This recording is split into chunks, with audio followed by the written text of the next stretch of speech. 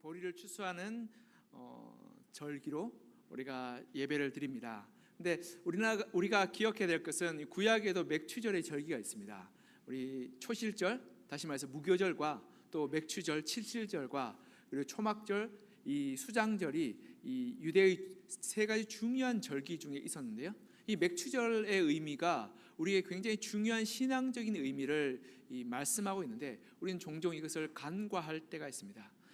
근데 이것을 올바르게 이해하기 위해서는 이 이스라엘과 우리의 이 계절의 차이를 올바르게 이해하게 될 때 맥추절의 의미와 상징들을 올바르게 깨닫고 분별할 수 있습니다. 제가 왜 이걸 이야기하냐면 우리나라는 이 보리 추수를 언제 합니까? 6월쯤에 하죠. 5월, 6월쯤에 합니다. 그때 하고 나서 어떻게 하냐면 모내기를 하죠. 그래서 쌀을 심습니다. 그러니까 우리나라 이모작을 합니다. 봄에 쌀을 심고 가을에 이 쌀을 거두고 가을에 보리를 심고 그리고 봄에 보리를 거둡니다. 그래서 맥추절이 우리나라는 보통 한 5월이나 4월쯤 해야지 사실 보리 추수가 되죠. 근데 이스라엘은 이와는 전혀 다릅니다. 이스라엘은 건기와 우기가 나눠져 있는데요. 11일부터 4월까지가 우기입니다. 그리고 겨울이죠. 비가 계속 내립니다. 그리고 5월부터 10월까지가 건기입니다.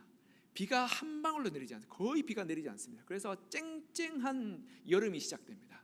그래서 이 건기 때는요, 곡물이 자라지 못합니다. 그래서 날씨가 뜨거우면 아주 잘 자랄 것 같은데 물이 없으니까 도무지 자라지 못하죠. 그래서 이스라엘은 어떻게 하냐면 10월, 11월에 늦은 비가 내리면 그때 씨를 뿌립니다. 밀과 보리를 한꺼번에 뿌립니다. 그래서 밀과 보리 추수가 이제 4월쯤에 오면 이 4월 무교절, 6월절에 첫 번째 이 밀을 베면서 초실절을 맞이하게 되고요.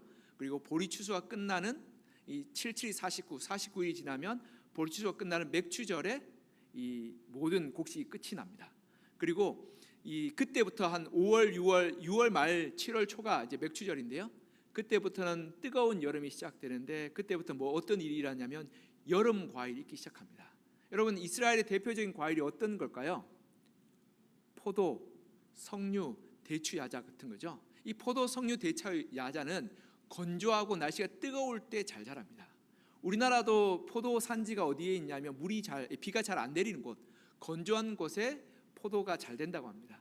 즉 더운 여름, 비가 잘 내리지 않는 여름 가운데 포도가 자라고 석류가 자라서 10월쯤 되면 그 과일을 다 거둬들이고 끝이 난 다음에 수장절, 추수감사주의를 드리는 거죠. 그러니까 맥추절이 그 중간에 끼어 있는 첫 열매를 드리는 초실절과 마지막 과일을 다 거두고 나서 드리는 수장절이 끝이 나고 나면 11월부터는 우기가 시작되고 비가 내리기 시작하면서 아무것도 거둘 수 없는 그러한 겨울이 시작되게 되는 겁니다. 그러니까 이스라엘은 이 4월부터요 밀을 거두기 시작해서 10월까지 포도와 석류가 다 거두고 나면 모든 이 추수가 끝나게 되는 그러한 계절의 변화가 있는 것입니다.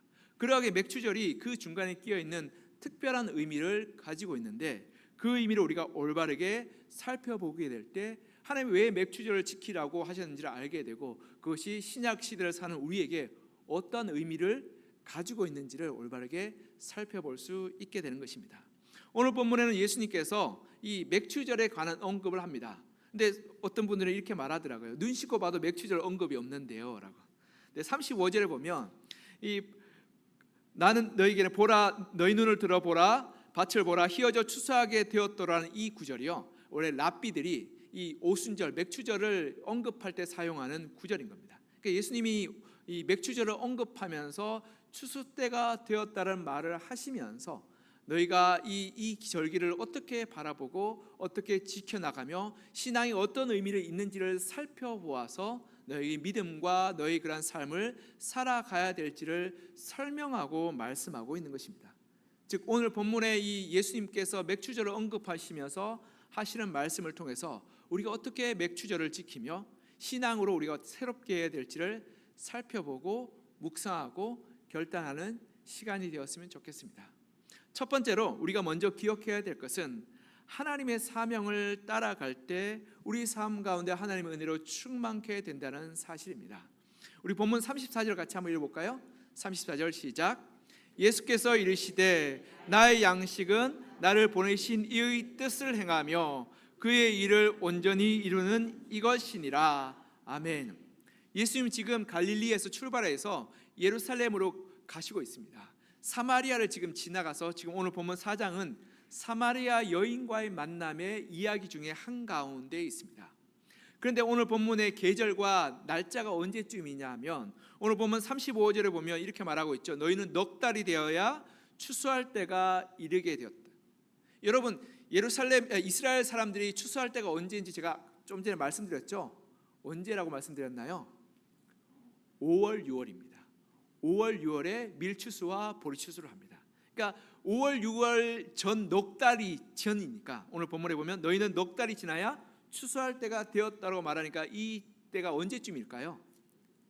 1월, 2월입니다. 잘하십니다. 1월, 2월. 제가 말씀드린 이 이스라엘은 11월부터 4월까지 우기입니다. 1월, 2월은 먹을 게 아무것도 없습니다. 들로 밭으로 나가도 아무것도 없습니다. 여러분, 과일이 익는 시기는 6월, 7월, 8월, 9월입니다. 그리고 밀과 보리가 익는 시기는 4월, 5월, 6월입니다. 그러니 11월부터 4월까지는 먹을 게 아무것도 없어요. 산으로 가도 들로 가도 먹을 게 아무것도 없습니다. 그러니 예수님의 제자들이 사마리아 땅에 가서 들판에도 가도 먹을 것이 없고 산에 가도 먹을 것이 없으니까 먹을 것을 구하러 마을에 들어갈 수밖에 없었던 겁니다. 그래서 예수님이 제자들이 먹을 것을 가지러 이 배고픈 배를 줄인 배를 움켜잡고 식사를 구하러 갔다 왔는데 예수님 식사를 하십시오라고 먹을 걸 갖다 드렸더니 예수님이 나는 이미 먹을 걸 먹었다라고 말하죠. 그러니까 제자들이 의아해한 거죠. 예수님 지금 추수할 때가 4개월이 남았습니다. 산으로 가도 들로 가도 먹을 게 아무것도 없는데 도대체 누가 예수님께 먹을 것을 갖다 드렸습니까? 라고 의아해서 물어봤던 겁니다. 그 구절이 이 맥락이 바로 33절, 34절 맥락인 겁니다. 그런데 예수님이 이렇게 말하죠. 내가 먹을 것이 따로 있다라고. 나의 양식은 나를 보내신 이의 뜻을 행하여 그의 일을 온전히 이루는 이것이다라고 말씀하고 있는 것입니다. 이게 잘 이해가 되시지 않죠? 근데 우리가 잘 이해가 되는 이 속담과 말이 있습니다. 여러분, 부모님들 그런 말이죠. 먹지 않아도 배부르다. 많이 들어보셨죠? 안 들어보셨나요? 자녀들 보면서 먹지 않아도 배부르다. 우리 아이들 보면, 제가 아이들 얘기 자꾸 해서 죄송한데요, 몸무게가 거의 90kg입니다. 그러니까 권사님들, 집사님들 늘 저한테 하는 말이 있습니다. 자식들 보면 먹지 않아도 배부르겠어요 라고. 먹지 않았는데 왜 배가 부르겠습니까? 그렇죠?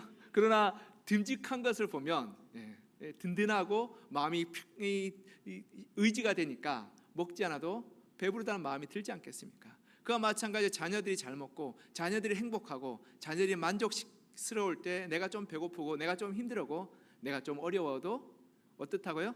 행복하다라고.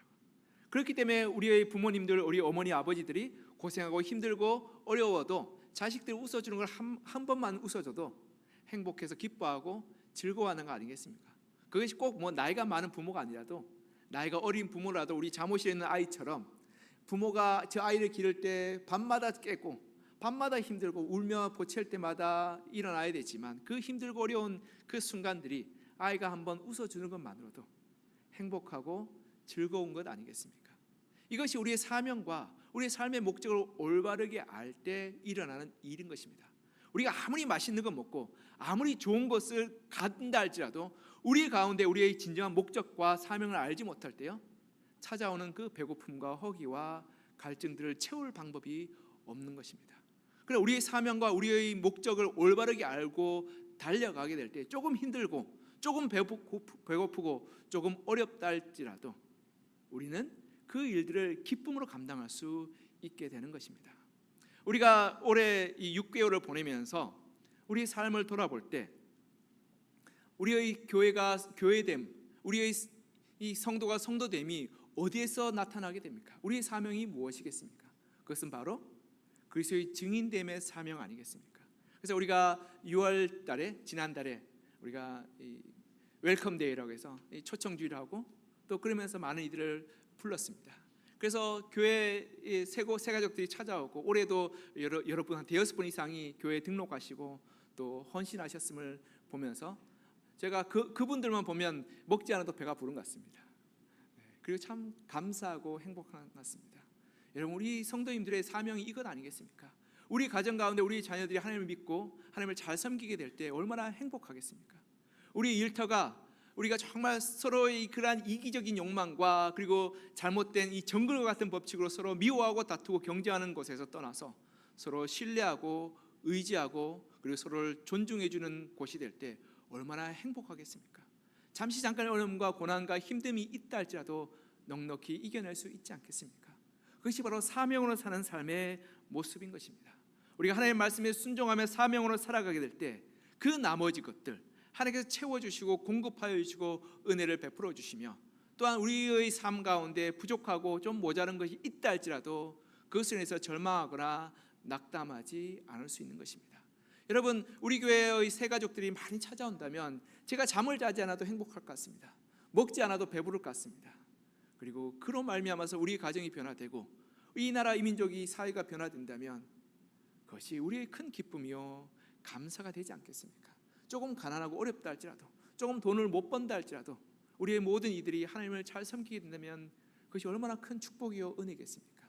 우리 주님께서는 그것을 제자들에게 알려주고 있는 것입니다. 너희가 먹을 것을 가지러 가는 수고했다. 그러나 내가 그거 먹지 않아도 행복하고 기쁘고 감사할 수 있는 것은 오늘 이 사마리아 이 마을에서 한 영혼이 구원받고 한 영혼을 말미암아 그 마을 전체가 복음으로 나아가게 됐던 그 사실 아니냐라고 말씀하며 제자들에게 이 감사의 기쁨, 은혜의 기쁨을 나누었던 겁니다. 여러분, 우리가 6개월 돌아보면서 우리가 맛있는 거 먹으러 가고 좋은 데 갖는 것으로 감사하는 것이 아니라 하나님이 내 영혼을 변화시키고 나를 구원하시고 우리 가정을 변화시키고 우리 삶을 새롭게 한 것이 더 큰 은혜요, 더 큰 감사요, 더 큰 축복 아니겠습니까? 그래서 제가 이 오후 예배 때마다 여러 팀들이 와서 새 가족이 간증하고 마더와이즈가 간증하고 여러 분들이 간증하며 고백할 때 그것으로 말미암아 참 기쁨이 되고 감사가 되고 내가 참 목사 되기를 잘했다는 마음이 들고 또 감사가 됩니다. 여러분, 우리가 사명으로 살아갈 때 이렇게 우리 삶 가운데 하나님이 주시는 충만한 감사로 풍성하게 되는 것입니다. 우리가 이 사명 잊지 말고 이 사명 붙들고 날마다 하나님이 주시는 은혜를 누리며 살아가는 여러분과 저가 되기를 간절히 소망하며 축복합니다. 두 번째로 우리가 기억해야 될 것은 하나님이 원하시는 믿음은 소망을 사모하는 것입니다. 소망으로 살아가는 것입니다. 우리 35절 다시 한번 읽어볼까요? 시작. 너희는 넉 달이 지나야 추수할 때가 이르겠다 하지 아니하느냐? 그러나 나는 너희에게 이르노니 너희 눈을 들어 밭을 보라. 휘어져 추수하게 되었도다. 아멘. 예수님은 너희 눈을 들어 밭을 보라 휘어져 추수하게 되었다라는 이 표현을 쓰면서 맥주절의 이야기를 하며 너희가 믿음의 눈을 들어서 소망과 그리고 기대로 너희 그 삶을 살아가라라고 부탁하고 있습니다. 맥주절 절기에 이스라엘 백성들은 여름 과일을 기대하며 감사를 드렸습니다. 맥주절 6월 7월에 드린 절기입니다. 6월 말 7월 초에 드린 절기죠. 지금도 우리랑 비슷하죠. 이때 드리면서 보리 추수를 다 끝내고 여름 과일을 기대하는 절기였는데요. 여름 과일들은 8월 9일에 맺힙니다. 여러분, 포도를 먹으려면 언제쯤 돼야 될까요? 7월 말 8월은 돼야지 포도 나오죠. 그러니까 8월 9월이 이제 포도와 썩류가 맺히기 시작합니다. 그때 이 맺히게 되는데 유대의 자료인 미시나를 보면요, 맥주절이 되면 이스라엘 농부들이 포도나무와 석류나무에 다가가서 그 줄기를 갈대로 된 끈을 묶고 이것이 첫 열매라고 외쳤답니다. 즉 지금으로는 열매가 하나도 보이지 않고 줄기만 있는, 꽃만 피어 있는 그 가지들을 바라보면서 열매가 맺히게 되었다라고 바라보며 소망하고 있는 것입니다. 즉 지금은 눈에 보이지 않고 지금은 손에 잡히지 않지만 하나님께서 추수하게 하시고 거두게 하실 것을 소망하며 바라보며 그리고 기대했던 것입니다. 이것이 바로 이 맥주절의 의미인 것입니다. 밀과 보리 추수를 성공적으로 마무리한 다음에 맥주절의 여름 과일을 하나님께서 또한 거두게 하실 것을 바라보며 기대하는 기간, 소망하는 기간이 바로 맥주절의 기간인 것입니다. 그러하게 이 맥주절의 기간은 새로운 시기, 새로운 시대를 열어가는 기대의 기간이요, 기대의 소망의 절기인 것입니다. 여러분, 그러하게 여러분 맥주절에 다른 이 표현이 있는데 그것은 바로 오순절입니다. 오순절에 성령이 임하신 것은 다른 이유가 있지 않습니다. 성령이 임하신 것은 새로운 시대를 열어가는 소망의 그러한 은혜를 부어주시기 위한 그러한 시작이었던 겁니다. 여러분, 초실절은 무교절 6월절이죠. 초실절에 예수님이 죽으시고 부활하신 것은 이유가 있습니다. 고린도전서 15장 20절에 보면 예수님이 이렇게 말씀합니다. 그러나 이제 그리스도께서 죽은 자 가운데서 다시 살아나사 잠자는 자들의 첫 열매가 되셨도다. 이 첫 열매란 말이 초실절의 단어입니다. 이 성경에 보면 이런 절기가 숨겨져 있는데요, 첫 열매가 되셨다는 것은 우리 모두가 부활할 것을, 우리 모두가 하나님 나라 갈 것을 증명함으로 첫 열매가 되셨다고 말씀하시며, 예수님이 6월절에 죽으시고 부활하신 것이 이렇게 첫 열매가 되시기 위함이라고 말씀하고 있는 것입니다. 그리고 맥추절에 성령이 임하신 것은 성령의 임재로 말미암아서 우리가 주님의 나라가 다시 오실 것을, 이 땅 가운데 그리고 영원한 하나님의 나라가 임하실 것을 우리가 소망하는 마음으로 성령을 부어 주시던 것입니다. 그러하게 맥추절은 소망의 절기요, 기대의 절기요, 그리고 믿음의 절기인 것입니다. 여러분, 우리가 하나님 나라를 소망하는 마음으로 기대하셨으면 좋겠습니다. 예수님께서 떠나신 이후에 제자들을 마가 다락방에 모여 열심히 기도하면서 하나님의 약속을 기다렸을 때, 하나님께서 정확히 오순절날 맥추절에 성령이 사모하는 모든 사람에게 임하셨던 것은 결코 우연이 아닌 것입니다. 즉 예수님의 절기를 따라, 하나님의 절기를 따라 임하게 됐던 거죠. 그리고 마지막 추수감사주는 언제일까요? 하나님 이 땅에 재림의 주로 오실 때입니다. 그래서 우리는 지금 오순절의 그 절기의 기간을 살고 있는 성도들입니다. 우리가 하나님을 사모하고 하나님의 은혜를 소망할 때 사모하는 모든 이에게 하나님의 은혜를 부어주십니다. 하나님의 능력을 부어주십니다. 성령을 부어주십니다. 우리 올해 교회 표어가 성령의 능력으로 부흥하는 교회입니다. 성령의 능력으로 부흥하기 위해서 가장 먼저 전제되어야 할 것인데, 그것이 뭐냐면 성령의 충만을 받는 것입니다. 여러분, 여기 계신 한 분 한 분이 성령으로 충만케 되셨으면 좋겠습니다. 성령이 주시는 은사와 능력으로 충만케 되었으면 좋겠습니다. 그래서 온갖 방언을 말하고 환상과 계시를 보며, 그리고 하나님의 은혜 가운데에서 우리가 거의 기적을 경험하고 병이 고쳐지며 귀신이 쫓겨나고 삶의 문제들이 해결된 역사가 우리 가운데 나타났으면 좋겠습니다. 그럴 때 우리가 가운데 하나님의 역사가 이루어지게 되며 우리의 가정 가운데, 우리의 삶의 터전 가운데 하나님 나라가 임하게 될 것입니다. 그렇게 될 때 우리는 비로소 우리 가운데 소망으로 충만하게 됩니다. 여러분, 이 맛있는 음식을 맛보면 그 음식을 먹고 싶을까요? 아니면 맛봤으니까 됐을까요? 돌아서게 될까요? 맛봤으니까 됐다고 돌아서는 사람들은 다이어트에 성공할 사람들입니다. 그러나 대부분의 사람들은 어떻습니까? 이렇게 맛있는 거 내가 마음껏 먹어보았으면 좋겠다라고 기대하지 않겠습니까? 그래서 음식점에 가면, 좋은 음식점에 가면 에피타이저라고 입맛을 돋구시 나옵니다. 그래서 메인 음식을 기대하게 하는 거죠.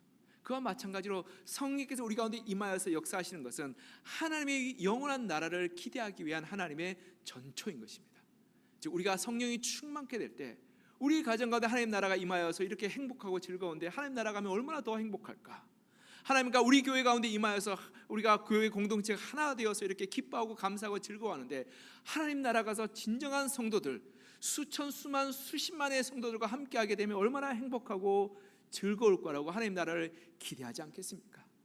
그렇게 될 때 이 땅의 삶을 우리가 믿음으로, 그리고 기쁨으로, 감사로, 감격으로 살아가게 되며 어떤 어려움과 어떤 문제와 어떠한 슬픔이 닥쳐온다 할지라도 우리는 거기에 넘어지지 않고 낙담하지 않고 믿음으로 달려가게 될 것입니다. 이렇게 하나님을 소망함으로, 성령 충만을 바라고 하나님 나라를 소망함으로 달려가서 우리 삶 가운데 하나님의 역사를 맛보고, 그 맛보는 것을 통해서 우리가 더 하나님 나라, 하나님의 영광을 소망하며 이 땅을 승리함으로 달려가는 여러분과 저가 되기를 이 시간 간절히 소망하며 축복합니다. 마지막으로 우리가 알아야 할 것은, 하나님은 내가 심지 않은 것을 거두게 하시는 은혜의 하나님이라는 사실입니다. 우리 본문 38절 같이 한번 읽어볼까요? 시작.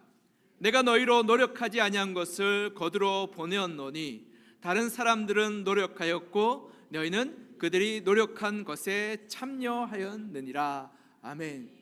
예수님은 지금 38절까지 맥추절의 상징을 계속 말씀하고 있습니다. 맥추절은 보리와 밀과 추수를 하는 때이죠.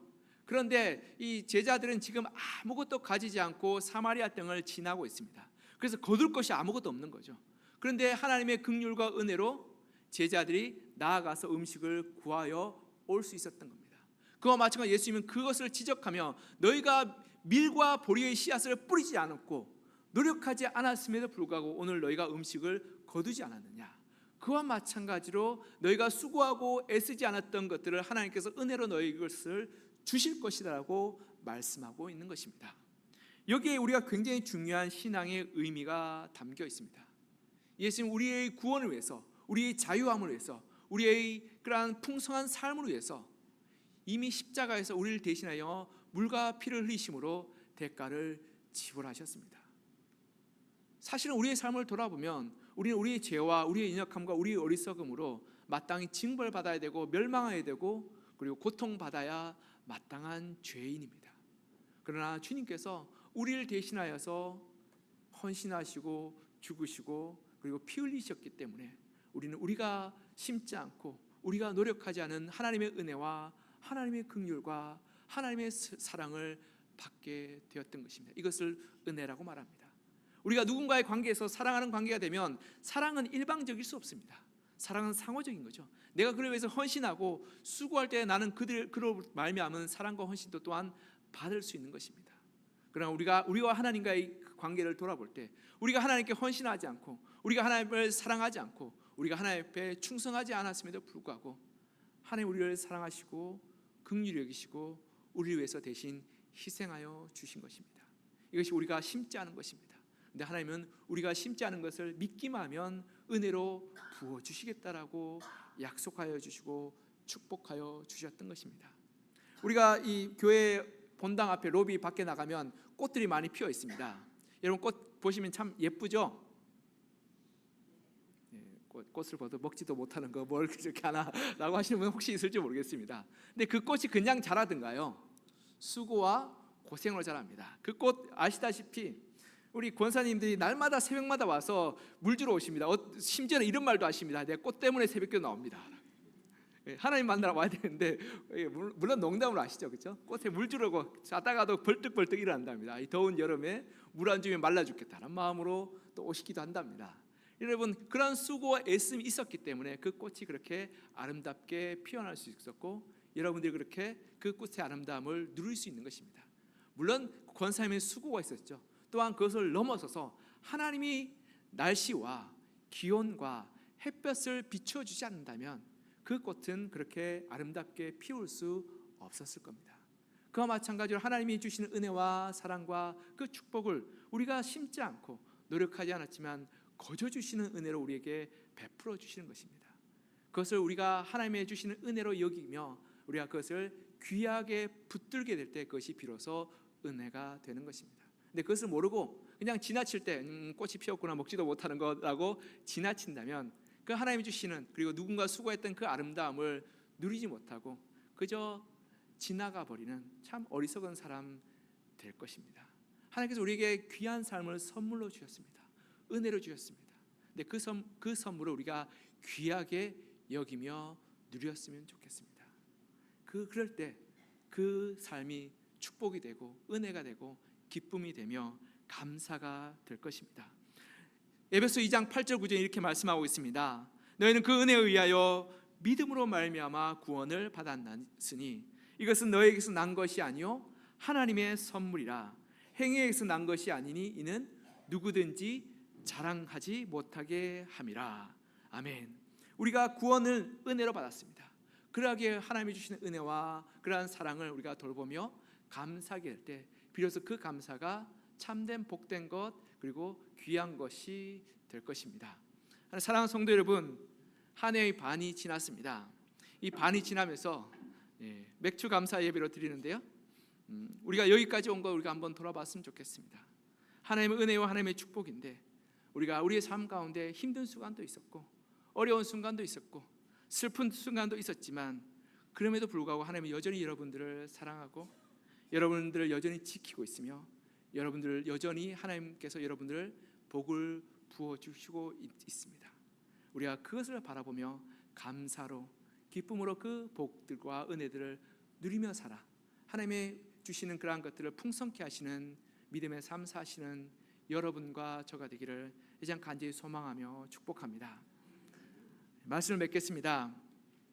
그리스도인들은 이 세상의 물질과 세상의 것들로 만족하는 사람이 아니라 사명이 성취될 때 기뻐하고 감사하고 즐거워할 수 있는 그러한 사람입니다. 그리고 그리스도인들은 현재에 매여 있는 사람이 아니라 앞으로 하나님이 주실 것들을 기대하며 소망함으로 감사하고 기뻐할 수 있는 사람입니다. 그리고 마지막으로 그리스도인들은 내가 심지 않은 것을 은혜로 여기며 감사함으로 누릴 수 있는 지혜로운 사람입니다. 우리가 한 해를 돌아보며 하나님께서 주신 그 사명을 우리가 올바르게 붙들고 믿음으로 달려왔는지 우리가 살펴보고, 또한 우리가 정말 하나님 현재에 매여 있지 않고 앞으로 하나님께서 베풀어 주실 그 사랑과 은혜를 기대하며 소망하며 우리가 감사함으로 달려갔으면 좋겠고, 하나님 내가 지금 갖고 있고 누리고 있는 모든 것이 내가 수고하고 내가 노력한 것이 아니라 하나님 주시는 은혜임을 고백하며 기쁨과 감사와 감격으로 살아 우리의 삶을 풍성하게 만들어 가시는 믿음의 성도 되시기를 간절히 소망하며 축복합니다.